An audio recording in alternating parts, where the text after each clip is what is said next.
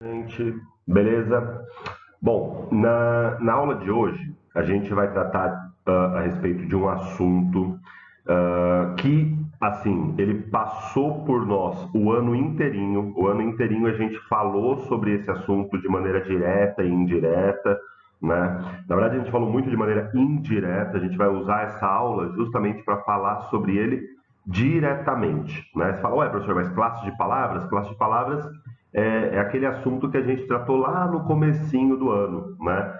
É isso, na verdade, é e não é, né? Na verdade, é uma classe de palavras em específico que é justamente a classe dos verbos, né? Então, é um dos assuntos que mais caem em vestibular, tá? A gente vai falar sobre questão de tempos verbais, modos verbais, verbo regular, verbo irregular, verbo abundante, verbo defectivo e assim por diante. Então, tem vários conceitos que são importantes para a gente aqui quando a gente fala a respeito de verbos. E vamos lá, né? Então, vamos começar primeiro pela definição. Quando vocês estudam esse assunto lá no colégio, muitas vezes a gente define verbo da seguinte maneira: verbos servem para indicar ações, estados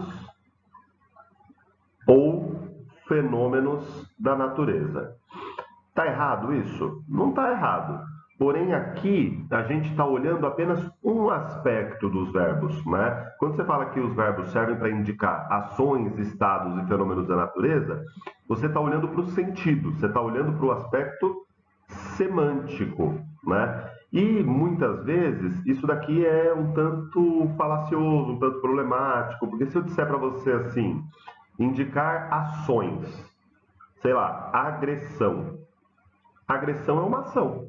Eu não posso dizer que é um verbo, porque é um substantivo, né? Ou estados, quando eu falo assim, a sala está suja. Suja é um estado, mas eu não posso dizer que é um verbo, né? Suja é um adjetivo. Ou mesmo fenômenos da natureza, quando você fala assim, substantivo chuva. Como eu acabei de dizer, é um substantivo, não é um verbo, né? Indica um fenômeno da natureza. Então, essa definição ela não está errada, mas ela não é suficiente para a gente. A gente tem que tentar definir verbo usando algum outro critério. E qual que é esse outro critério? É olhando para o aspecto gramatical, né? Então, do ponto de vista gramatical, a gente pode dizer que os verbos têm flexões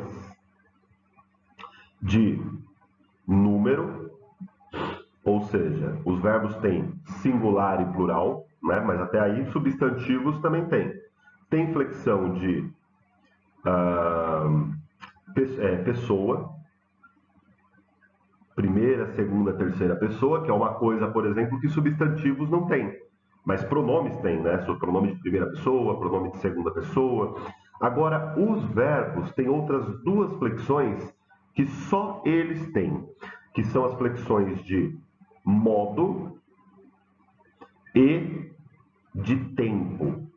Quando a gente fala de verbo, todas essas são importantes. Agora, as flexões de modo e de tempo, que obviamente, por serem específicas dos verbos, né, vão ter uma importância um pouquinho maior para a gente. Quando a gente tenta definir, quando a gente define verbo, quando a gente define verbo dessa maneira que eu defini aqui, a gente está falando então de uma definição morfossintática, né? Então a gente está dizendo assim, morfologicamente, os verbos têm essa característica. Eles podem estar no singular ou no plural, eles podem ser de primeira, segunda, terceira pessoa, eles podem estar no modo, a gente vai falar quais são os modos, né? Modo indicativo, subjuntivo e imperativo, e eles podem estar nos tempos, que eles têm aqueles vários tempos sobre os quais a gente vai comentar ainda, tá certo? Beleza, então guardem essa ideia aí, porque eu acho que é a melhor maneira de a gente falar sobre verbos do aspecto gramatical, né? Uh, Outro conceito que é bem importante quando a gente fala de verbo é o conceito de regularidade. Vocês certamente Já ouviram falar de verbo regular, verbo irregular, né? E o que define um verbo como regular? Então, vamos colocar aqui, ó, letra A, verbos regulares. O que define um verbo como verbo regular é o seguinte. Vamos colocar a definição, depois a gente pega exemplo. Verbos regulares são aqueles cujo radical não sofre alteração durante a conjugação. O que a gente está entendendo como conjugação? Conjugar um verbo significa colocar em todas aquelas pessoas, todas as formas possíveis que ele pode assumir, né? Eu canto, tu cantas, ele canta, nós cantamos, eu cantei, tu cantaste, ele cantou, e assim por diante. Então, vamos pegar um exemplo. Se eu pego, por exemplo, um caso como o do verbo cantar, que é esse que eu acabei de citar. O que é o radical do verbo cantar? O radical do verbo, de qualquer verbo, é o que sobra quando eu tiro as duas últimas letras. Essas duas últimas letras aqui tem nome, né? Então esse R aqui a gente chama de desinência. Desinência é terminação, né? De infinitivo, belezinha? E esse A aqui a gente chama de vogal temática, mas isso não é tão relevante para a gente, né? Então, o que interessa mesmo aqui é você perceber que este cante é o tal do radical, né? Por que eu coloquei esse exemplo aqui como um exemplo de verbo regular? Porque se a gente fizer a conjugação, se a gente colocasse lá, eu canto, vou colocar em vários tempos diferentes, né? Eu canto, eu cantei, se eu cantasse, eu cantaria, que mais? Talvez eu cante, e por aí vai. Se a gente pegar aquela tabela imensa de conjugação, com todos os tempos, modos, pessoas e assim por diante, a gente vai ver que o verbo ele muda desse T para frente. Cante continua inalterado em qualquer pessoa, em qualquer tempo, em qualquer modo, ele fica exatamente igual e o verbo muda somente desse T para frente. Isso é o que define um verbo como verbo regular. Obviamente, se nós temos verbo regular, nós temos também, letra B, verbos irregulares. E o que são verbos irregulares? É exatamente o contrário, né? São aqueles cujo radical sofre alteração durante a conjugação. Né? Então, e a gente nem precisa ir muito longe. Se eu pegar, por exemplo, o verbo fazer, então a gente acabou de falar como que a gente determina quem é o radical. Então, se eu pegar o verbo fazer, tirar as duas últimas letras, o que sobra aqui é o radical. E aí vou lá conjugar o verbo fazer. Então eu penso, não preciso nem muito longe, ó, eu, presente, faço. Já sofreu alteração. Antes era F-A-Z, agora é F-A-C cedilha. Já é um verbo irregular. É lógico que essa irregularidade acontece em outros lugares também. Por exemplo, quando eu falo eu fiz, ó, não tinha essa forma com i, né? Ele fez. Então isso já é o suficiente para a gente dizer que o verbo fazer é um verbo irregular, beleza? E existe uma terceira classificação de regularidade de verbo, que são os verbos esdrúxulos, ou conhecidos também como verbos anômalos. O que são os verbos esdrúxulos ou verbos anômalos? São aqueles que levam essa brincadeira da irregularidade muito a sério. São aqueles que são muito irregulares. Você fala, tá, professor, mas como que eu sei quão irregular o verbo é?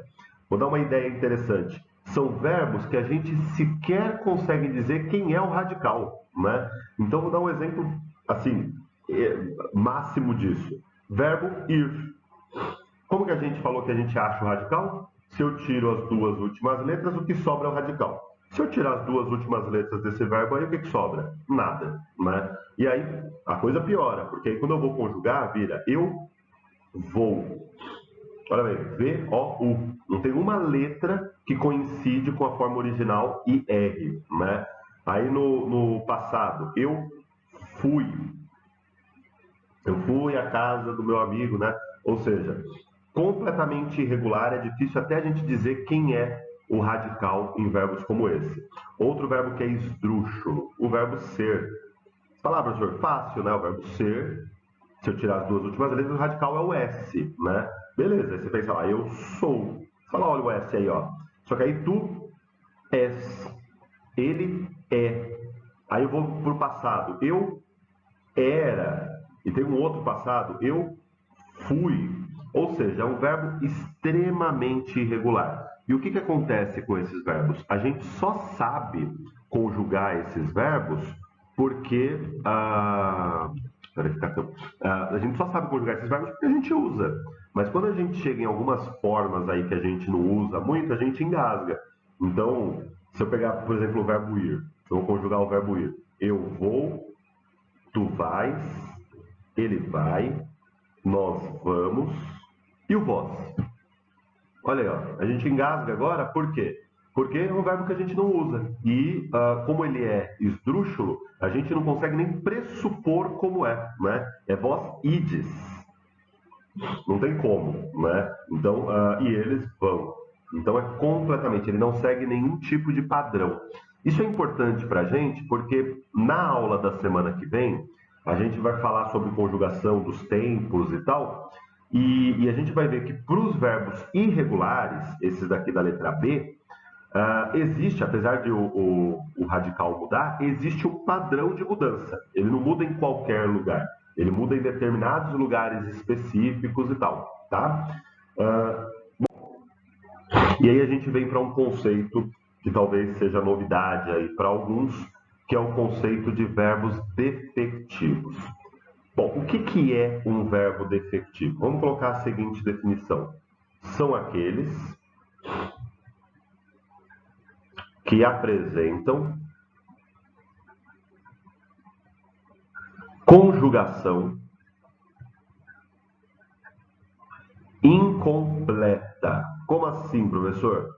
Aqueles que, se a gente fizer aquela tabela de conjugação com eu, tu, ele, nós, vós e eles e tal, em algum lugar ele vai falhar. Como assim ele vai falhar? Ele não, simplesmente não vai ter conjugação. E é sempre num lugar específico. Qual que é esse lugar?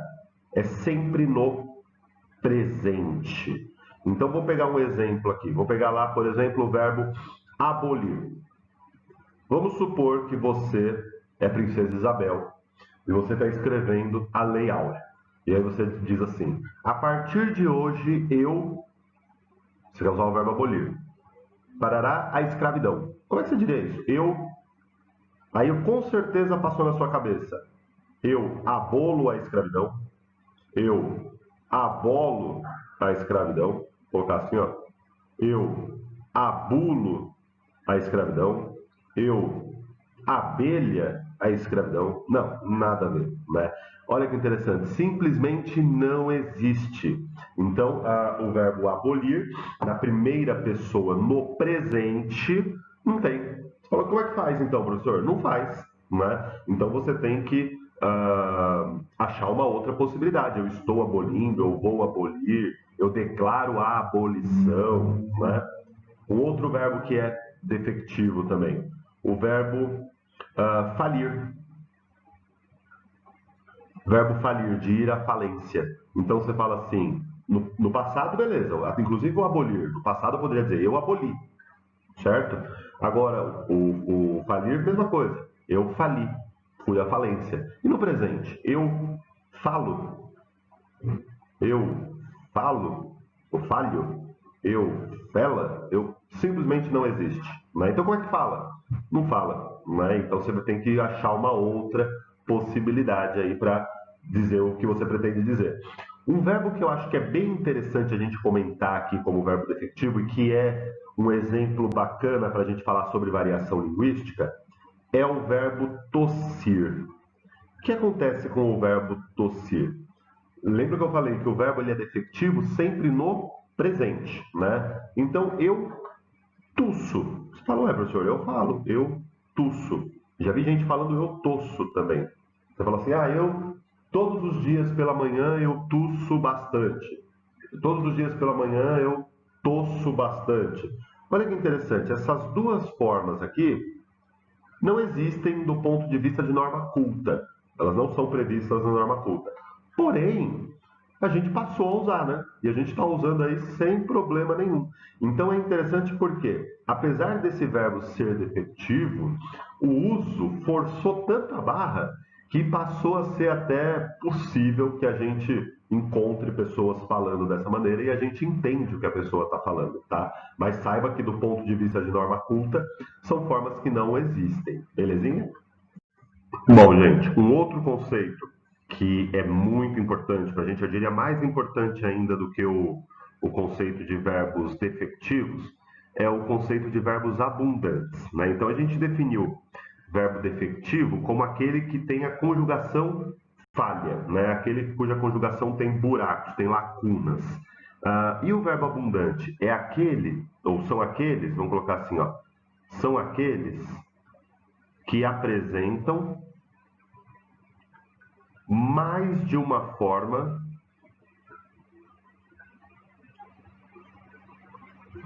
de conjugação,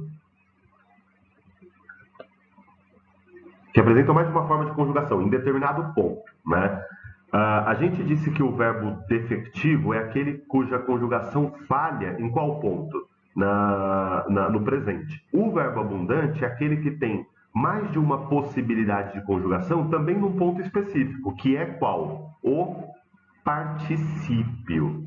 E o que é particípio? A gente falou um pouquinho sobre isso na semana passada, quando a gente falou das locuções, né? Particípio é aquela forma terminada com ado, aado ou ido, né? Pegar a referência intertextual, né? Então, por exemplo, cantado, falido, né? Abolido, só para usar os exemplos que a gente usou até aqui. Acontece que esses verbos que a gente usou, verbo cantar, verbo falir, verbo abolir, eles não são abundantes, né? Eles têm um particípio só, que é exatamente esse que eu pus aí. Agora, verbos como, vou pegar um bem conhecido, o verbo imprimir. O que acontece com o verbo imprimir? Essa é uma dúvida bem comum de quando a gente está escrevendo, quando a gente está falando e tal. Você fala assim, eu já tinha imprimido aquele documento ou eu já tinha impresso aquele documento? Então vou deixar aqui, ó. As duas formas existem, imprimido e impresso. Aí você fala, professor, então tanto faz usar uma ou outra? Não, elas têm usos bem específicos que a gente já vai dizer quais são. Mas vamos pensar em outros verbos que também são abundantes. Por exemplo, o verbo aceitar. Então, o verbo aceitar, vamos pensar, eu já tinha aceitado ou eu já tinha aceito o convite, né? Veja, os dois particípios existem, mas uma dessas frases que eu disse aí está errada. A gente já vai dizer qual que é o critério para usar um ou outro. Outro verbo que é defectivo, que é abundante, perdão, o verbo acender, de acender a luz, né? Não de acender ao Senhor, acender a luz. Então, eu falo assim, eu já tinha acendido a luz ou a luz já estava acesa, né? Veja, as duas formas existem, deixa eu colocar no masculino aqui, mas tem a forma feminina também. As duas formas existem, as duas formas estão certas, porém elas têm usos específicos, né? O que eu queria que a gente notasse a respeito desse assunto é o seguinte: quando eu tenho um verbo que é abundante, como esses casos aqui, o imprimir, aceitar, acender, depois a gente vai pegar outros casos. Percebam que ele sempre tem dois particípios, né, que é justamente a definição de verbo abundante, mas é sempre um particípio regular e um particípio irregular. Como assim, professor? Particípio regular e particípio irregular? Veja, como que a gente está acostumado a ver a terminação do particípio? Daquele jeitinho que eu falei, ado ou ido, né? Então, olha bem, o imprimir tem o imprimido e tem uma forma irregular, que aí cada verbo faz do seu jeito, né? Meu corpo, minhas regras. Por exemplo, aceitado, que é o particípio regular, e aceito. Aí mudou, né? Outros verbos, só estender a linhazinha aqui, ó. Outros verbos que acontece exatamente a mesma coisa. E veja que são verbos muito comuns, são verbos que a gente usa bastante, né? Que, inclusive, por isso que eu disse que esse assunto é mais importante do que os verbos defectivos. Porque os verbos defectivos são verbos que a gente não usa correntemente, sei lá, abolir, falir, né? Agora, por exemplo, o verbo pagar, ele é um verbo abundante. O verbo expulsar é um verbo abundante, né? Então, quais são os particípios do verbo pagar? Se for o particípio regular, pagado. Se for o particípio irregular, pago, né? Eu já tinha pago tal coisa. O expulsar tem o expulsado, que é a forma regular, e o expulso, né? Que é a forma irregular. No próximo slide eu vou mostrar aqui uma tabela com outros verbos para a gente entender isso daqui. A questão é, quando que eu uso um, quando que eu uso outro? Olha que interessante. Na semana passada, quando a gente estava falando de colocação pronominal na aula interativa, eu comentei com vocês que um tipo de locução verbal é a locução de particípio, né? Então, o particípio dificilmente aparece sozinho numa frase, né? Ele sempre aparece dentro de uma locução. O que isso quer dizer? Com um verbo auxiliar antes, né? Então, o verbo auxiliar, por exemplo, eu tinha imprimido, ou o documento está impresso, né? Então, o verbo auxiliar é esse verbo que vem antes. Quando a gente fala de verbo auxiliar, existem 4 possibilidades. Existe o verbo haver, por exemplo, eu havia imprimido. O verbo ter, eu tinha imprimido. Existe o verbo estar, né? Por exemplo, sei lá, ele está falido.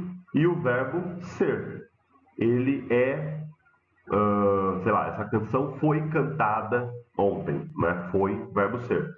Então existem essas 4 possibilidades de verbos auxiliares que são postos antes da forma de particípio. Beleza. Quando o verbo não é defectivo, tanto faz. Eu vou falar assim, ó, eu havia cantado essa música, eu tinha cantado essa música, sei lá, essa música foi cantada, é o verbo ser, né? O problema é quando o verbo é defectivo. Aí eu vou escolher uma forma ou outra, dependendo do quê? Dependendo do auxiliar que veio antes. Então a regrinha diz o seguinte: se o meu auxiliar for o ter ou o haver, e o verbo for abundante, eu acho que eu falei defectivo antes, né? Se o verbo for abundante, isso quer dizer ele tem mais de uma forma, então eu tenho que usar a forma regular. Se o verbo auxiliar for o ser ou o estar, e o verbo que vier na sequência for um verbo abundante, eu tenho que usar a forma irregular de particípio. Então vamos entender o que aconteceu. Se eu digo assim, ó, eu tinha aceitado o convite. Tinha, verbo ter. Ou o convite foi aceito. Percebem? Então, foi é verbo ser, dependendo do verbo auxiliar, eu vou usar a forma regular ou irregular. Por exemplo, eu havia acendido a luz. Havia, verbo haver, acendido a luz. Ou a luz já estava acesa quando eu cheguei. Percebem? Ou eu tinha pagado essa conta. A conta já está paga. Ok? Ou o professor havia expulsado o aluno da sala. O aluno foi expulso da sala. Então depende de quem é o verbo auxiliar. No próximo slide eu vou mostrar então aqui uma listinha de verbos que são abundantes. Então aqui veja alguns exemplos de verbos abundantes, né? Então, por exemplo, eu falei do aceitar, do ascender, eleger. Por exemplo, a população tinha elegido esse sujeito para deputado. Ou esse deputado foi eleito, né? Olha a opção que ele deu aqui: expressar, expulsar, extinguir, inserir. Ó, o inserir chega nos pontos bem estranhos para a gente, né? Prender é um bastante, né? A polícia havia, vou colocar aqui o auxiliar, havia prendido o bandido, ou o bandido já está preso, tá certo? O verbo salvar, verbo soltar, verbo suspender, entre outros, tá? Mas percebam que não são poucos e não são verbos muito estranhos, são verbos que realmente a gente usa aí quando a gente está escrevendo, quando a gente está falando e assim por diante, tá certo? Bom, continuando.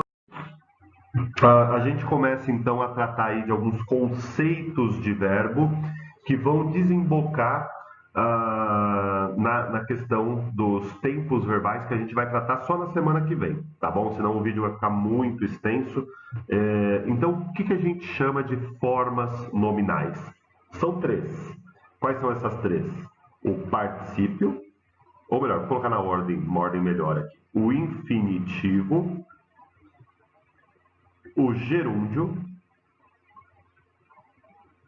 e o particípio. Né? O particípio que a gente acabou de falar aí quando estava falando dos verbos abundantes. O que é o infinitivo de um verbo? É o verbo tal como a gente encontra no dicionário. Né? Então, cantar, escrever, cantar, escrever, beleza? O gerúndio é o famoso ing no final. Né? Desculpa, pensei em inglês, mas todo mundo sabe que é cantando, fazendo.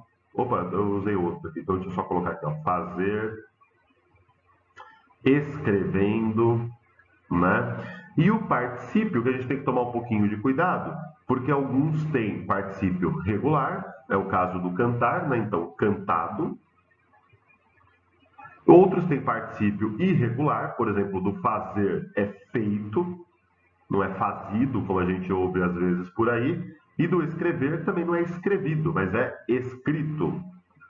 Tá certo? Então, esses dois que eu coloquei aí embaixo são irregulares. E lembrando do caso dos verbos abundantes, que tem as duas possibilidades. Tá certo? Bom, além desse conceito de formas nominais, aí tem um conceito que eu diria que é um dos mais importantes para nós quando a gente fala de vestibular, para o assunto que vai vir na sequência, que é tempos verbais, que são os modos verbais. Né? O que a gente entende como modos verbais? São três. É o modo indicativo, só tomem cuidado para não confundir com as formas nominais que a gente falou lá agora, né? Então, o modo indicativo, o modo subjuntivo e o modo imperativo. Professor, por que isso daqui é importante para a gente? Primeiro porque a gente sabe que o vestibular direciona muito as questões de gramática para questões de interpretação, e falar sobre isso daqui é falar sobre questões de interpretação, a gente já vai entender por quê. E outra porque os tempos dos verbos estão organizados dentro dos modos verbais, desses três aqui. Então, o que quer dizer quando a gente fala que um verbo está no modo indicativo? Quando eu digo que um verbo está no modo indicativo, quero dizer que ele expressa uma certeza, uma verdade.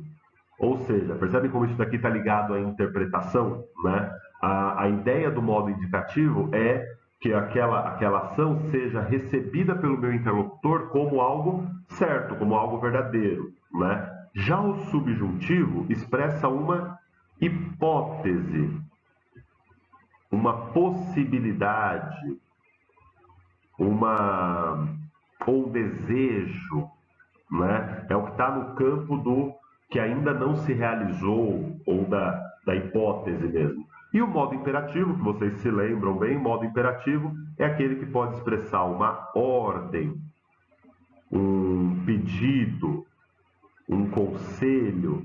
Ou seja, a intenção do modo imperativo é levar o meu interlocutor a realizar alguma coisa. Percebam que a gente está falando aqui de intenções. Então, isso daqui só é construído dentro do texto. Então, eu vou trazer alguns exemplos sobre isso daqui.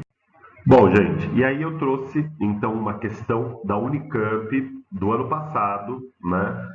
Uma questão que trazia aqui a música do Caetano Veloso, Menino do Rio, em duas versões, né? Uma versão de 1979 e uma versão de 1993. E aí, olha que interessante, ele diz o seguinte: Menino do Rio. Menino do Rio, calor que provoca arrepio. Dragão tatuado no braço, calção, corpo aberto no espaço. Coração de eterno flerte, adoro ver-te. O Havaí seja aqui tudo o que sonhares, todos os lugares, as ondas dos mares, pois quando eu te vejo, eu desejo o teu desejo. Certo? E a outra música, que é a música Haiti, do Caetano também, que diz o seguinte: E quando ouvir o silêncio sorridente de São Paulo diante da chacina, 111 presos indefesos, mas presos são quase todos pretos, ou quase pretos, ou quase brancos, quase pretos de tão pobres. E pobres são como podres, e todos sabem como se tratam os pretos. Pense no Haiti, reze pelo Haiti. O Haiti é aqui, o Haiti não é aqui. E aí a Unicamp colocou ali a definiçãozinha, né? Falou assim: Havaí é uma ilha do Pacífico, do Oceano Pacífico, um estado norte-americano conhecido pelo turismo e pelas suas praias paradisíacas que atraem surfistas do mundo inteiro. E o Haiti é uma ilha do Caribe, atualmente sob intervenção da ONU, é o país mais pobre das Américas, com mais de 60% da população subnutrida. E olha a questão da Unicamp. Isso daqui era uma questão de segunda fase da Unicamp, que diz: o verso, o Havaí seja aqui, tudo que sonhares, todos os lugares, as ondas dos mares, parará, parará. E o verso, o Haiti é aqui, de Caetano Veloso e Gilberto Gil, refletem diferentes posições em relação aos lugares a que se referem. Explique como o uso do verbo ser define cada uma dessas posições. Então, olha que interessante. Onde que está o verbo ser? O verbo ser está aqui, ó. Vou pegar de outra cor aqui. O verbo ser, o Havaí, seja aqui tudo que sonhares, todos os lugares, parará, parará. E o Haiti é aqui. O verbo ser aparece nos dois versos, né? Porém, ele aparece com intenções diferentes. E isso toca naquilo que a gente acabou de falar, que é a questão dos modos verbais. Então, quando ele fala o Havaí seja aqui, considerando tudo o restante que ele está falando ali, né, do menino que sai do rio com calção aberto, que estava surfando, que estava nadando pelo rio e tal, ele procura demonstrar que por meio do verbo seja, da forma do verbo é, do verbo ser, perdão, mas aqui na forma seja, ele procura demonstrar um desejo, né? Ao passo que na segunda canção, quando ele fala o Haiti é aqui, e ele está falando sobre as mazelas, especificamente aqui da cidade de São Paulo e tal, ele está apresentando uma verdade, né? Isso se expressa do ponto de vista gramatical por meio dos modos verbais. Então eu teria que dizer que no primeiro texto, vamos colocar assim, ó, no texto 1, o uso da forma seja busca representar um desejo que é, do ponto de vista gramatical, expresso pelo uso do modo subjuntivo, né? Um desejo, uma hipótese. Já no texto 2, a gente vai dizer que o uso da forma verbal, do modo verbal do verbo ser, que está no modo indicativo, que é essa forma é, né? Quando a gente for falar de tempos verbais, isso vai ficar mais claro para a gente. Isso serve para expressar uma verdade. Então, ele basicamente naquela música está mostrando para a gente que rezemos pelo Haiti, Ok. Porém, a gente, em alguns momentos aqui no Brasil, a gente não está tão distante da realidade haitiana, né? E isso é expresso em relação ao verbo pelo uso do modo indicativo, tá certo? Bom, senhores, eu poderia começar a falar sobre tempos verbais na aula de hoje, porém eu acho que é interessante a gente quebrar esse assunto, né? A aula da semana que vem já vai ser bastante densa, porque a gente vai falar sobre tempos verbais ligado a esse assunto aqui dos modos. Então eu vou encerrar aqui. A aula ela ficou um pouquinho mais curta do que geralmente ela é, mas de todo modo a gente faz exercícios sobre esse assunto e na semana que vem a gente fala sobre tempos verbais e aí a coisa é bem mais densa e o bicho pega pra gente, tá bom? Gente, um beijo, boa semana para vocês.